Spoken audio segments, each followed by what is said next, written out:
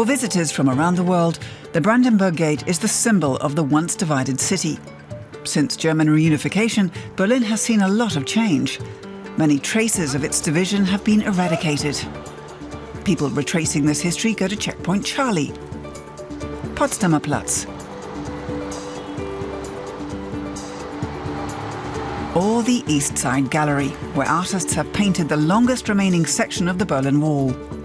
But there are places all over the city that still show traces of the wall that once surrounded West Berlin. To explore some of them on foot, the Berlin Wall Memorial is a good place to start. In some spots, the wall dissected residential districts, like here on Bernauer Straße.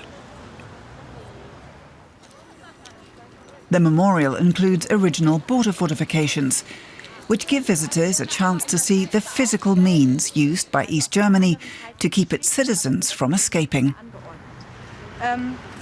These elements were part of what was called the electric alarm fence. It was embedded 40 centimeters in the ground to stop people from tunneling their way out. If touched, it sent an alarm signal notifying the border guards without the escapees' knowledge. The window of remembrance commemorates the people who were shot dead at the border or those who died accidentally. They include children who fell into the water while playing. Since parts along the banks of the River Spree were border areas, no one was able to fish them out. 6 children lost their lives here because no one rescued them, neither the border guards nor passers-by, nor even their parents who were close by. Bells ring out at the Chapel of Reconciliation in remembrance of another church of the same name which once stood on the site. It was demolished by the East German regime in 1985. At Bernauer Straße you can see exactly where the wall once stood, one of the few remnants that remain standing. If you see this double row of paving stones in Berlin, you'll know that's where the wall once stood.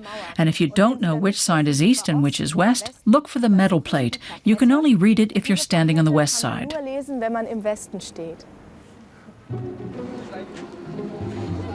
From this spot, you can see a border fortification as it would have looked in the time of the wall. You can't go inside, but from above it, it becomes clear that there was a broad strip of no man's land between the front concrete wall and the second wall behind it.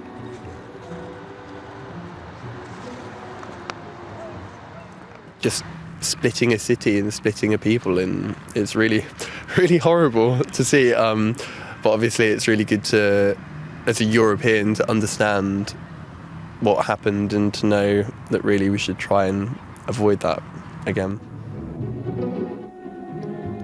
A 20-minute walk away, we come to the Watchtower on Kieler Straße. Nowadays, it's surrounded by new buildings. While Berlin was divided, East German soldiers stood watch over the border on the Berlin-Spandau Canal. 73-year-old Jürgen Litvin gives tours of the Watchtower. He knows every detail of the tower, where 12 border guards were always on duty to ensure no one escaped to West Berlin.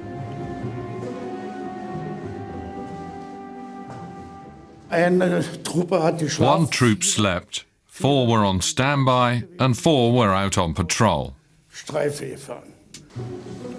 Jürgen Litvin doesn't just explain how the wall used to look here. He also tells visitors about his brother. Günther Litvin was the first person to be shot dead at the wall. The Watchtower is a memorial to him. It's thanks to Jürgen that the tower is still standing. It had faced demolition. Then the court decided the tower should neither be torn down nor moved. And that was the incentive for us to convert it into a memorial, not only for my brother, whose name it bears, but also all other Berlin victims. A 15-minute walk from the Watchtower is the St. Hedwig Cemetery. A fence now stands where the wall once ran. No concessions were made, not even for graves. Rainer Klauneck shows the scars the wall left. There are no longer tombs to be seen, just an empty lawn. When the wall was built, the graves were simply removed. A plaque serves as a reminder.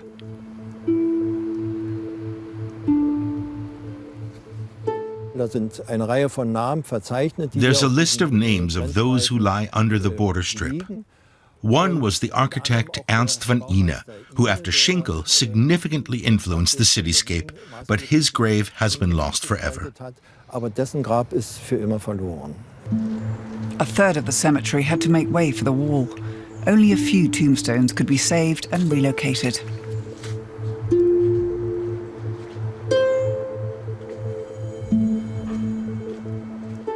Theodor Fontana once said there's nothing livelier than a cemetery, you just have to understand how to read it. Another silent reminder of the decades when Berlin was divided by a wall.